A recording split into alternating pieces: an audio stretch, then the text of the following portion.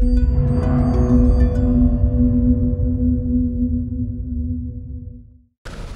and gentlemen, good morning. On behalf of Colonel Andrew R. Morgan and Command Sergeant Major Ernest E. Miller, Command Team of the United States Army Garrison Kwaj Atoll, and the host for today's ceremony, we welcome you to the 80th anniversary of Operation Flintlock. On 31 January 1944, the World War II campaign known as Operation Flintlock began on Kwaj Atoll when islands near Kwaj and Roy Namor were seized by the 7th Infantry and the 4th Marine Division. The campaign was part of the Allied Forces island hopping strategy, which concentrated on capturing important islands in the Pacific while letting others wither on the vine in order to reach Japan and the Philippines more rapidly. Kwaj Atoll, in the middle of the Marshall Islands, was not an obvious first choice. However, Kwaj was the administrative center of the Marshall Islands. Also, Roy had an airfield to stage the next series of attacks, and Kwaj Airfield was nearly completed. The invasion of Kwaj, Roy, and Namor started on the morning of February 1st, 1944. The 7th Infantry Division was combat experienced, having fought in the campaign in the Aleutian Islands, while Roy Namor was the first combat experience for the 4th Marine Division. Despite several months of pre-bombardment, American forces were met with fierce opposition. On Roy, the battle for the island completed at 1800 hours on the first day. The battle for Namor continued into the second day of the invasion, February 2nd, until 12:15 hours, when Namor was declared secure. On Kwaj, 2 days of fighting resulted in nearly 2/3 of the island captured. News of the success of Roy and Namor urged the American commanders to aim for the complete capture of Kwaj on the third day, February 3rd. However, the third day of fighting was the toughest yet, as Japanese forces took shelter behind the remnants of buildings and defenses. The Battle of Kwaj continued into the fourth day when American forces were met with even fiercer opposition. At the end of the fourth day, February 4th, 1944, Kwaj was declared secure at 16:10 hours, although scattered fighting continued until 19:10 hours. The Marshall Islands was considered a textbook operation. It proved the success of an amphibious assault against fortified positions. Operation Flintlock also marked the first capture of Japanese pre-war territory. The 7th Infantry Division went on to fight in Leyte and Okinawa, while the 4th Marine Division fought in campaigns in Saipan, Tinian, and Iwo Jima. At this time, we would like to recognize our Honorable Carrie. Contained within the transfer case on stage are possible osseous material recovered from past military conflict in Kwaj. This was made possible from the mission of the Defense POW MIA Accounting Agency, DPAA, whose mission is to achieve the fullest possible accountability for missing and unaccounted for U.S. personnel and return them to their families and our nation. To all of our distinguished guests, family, friends of Kwaj Atoll, thank you for honoring us with your support. Ladies and gentlemen, the host of today's ceremony, Colonel Andrew Morgan. A primary objective of this week's commemoration is telling Kwaj's story. There's one distinguished guest we haven't recognized yet. Staff Sergeant Effie Mayhew, would you please stand for us? Staff Sergeant Mayhew is a public affairs specialist from the 7th Infantry Division, the Army unit that was a primary invasion force in Flintlock and fought its way through this coral island we're standing on right now. The 7th ID sent Staff Sergeant Mayhew to represent the division at this event for an important reason. Effie is one of hundreds of American soldiers of Marshallese descent serving in the U.S. military. Effie's mother and all her older siblings were born on Ebi, just a mile away. And Effie was the first of her family to be born in the U.S. and grew up in Washington State before she joined the Army and served both in the 25th Infantry Division and now in the 7th Infantry Division. There is no better soldier to represent Kwaj's story today than Staff Sergeant Mayhew. We are honored to have you with us, and we're proud of your service.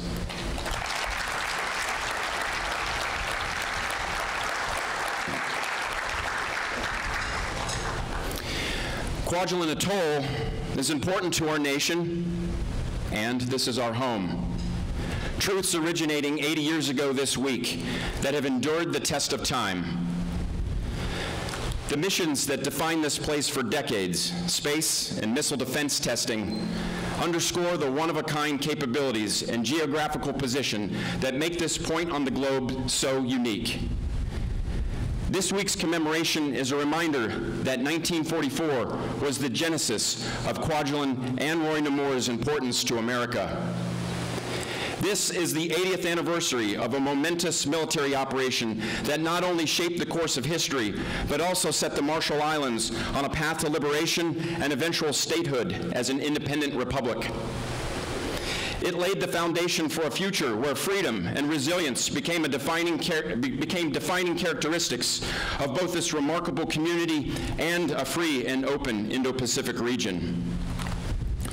8 decades ago, brave Americans, several hundred of whom made the ultimate sacrifice, embarked on a journey that changed the destiny of these islands forever.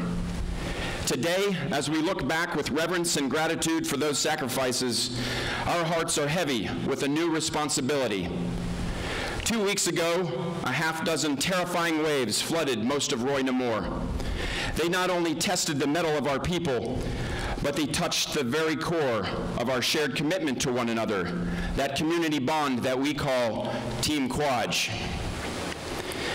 As we commemorate this historic day, let us renew our commitment to the ideals of freedom and the enduring, resilient spirit of Americans like you serving their nation abroad. Today, as we remember the past and stand with those affected by the waves and floods, let us also look forward with hope, resilience, and shared determination to build a future that honors the sacrifices of the past and reminds us of our duty to the free world, to make this special place strong for our nations and safe and secure as our home. Ladies and gentlemen, the 4th Marine Division Sergeant Major Christopher Adams. So 4th Marine Division began to form in February 1943. It was formed with veterans from 1st and 2nd Marine Division and the newly formed 3rd Marine Division in 1942. Those combat veterans, along with draftees and reserve Marines, pulled together to make 4th Marine Division. The division was activated in August 1943. They went to Camp Lejeune to train, then to Camp Pendleton. Little did they realize what was ahead of them. And in mid-October 1943, Admiral Chester Nimitz, he designated 4th Marine Division to participate in Operation Flintlock, its first combat operation. And it was the only division in the Marine Corps which went straight from the United States directly into combat. Historic in its own right. What happened in the Marshall Island campaigns was not just a Marine Corps effort. This was a joint effort. And from lessons learned from our brothers in the other services on different campaigns, we learned those lessons, and we brought it to bear on the enemy here in the Marshall campaigns, on Roy Nemours, Kwajalein, Ebi. We brought to bear the American war machine.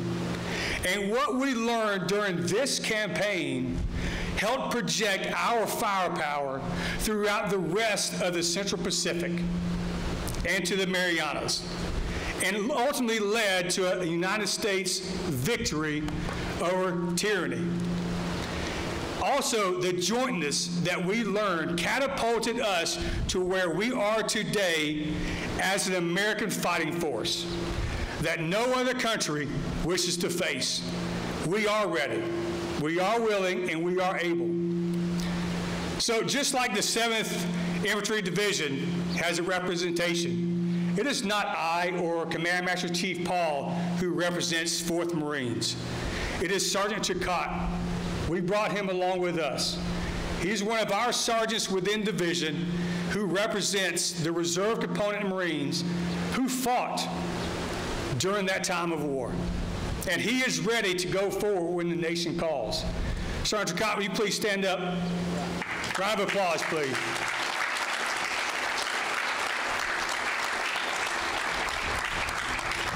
This young man, he represents what was great then and what is great now. The similarities between his generation and that generation is he is the greatest of his generation because he chose to serve when it's not popular.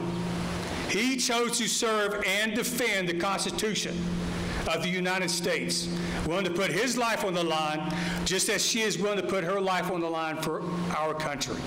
So thank both of you for your service to our country. Ladies and gentlemen, the Republic of the Marshall Islands, Kwajalein Senator, Kitlong Kabua.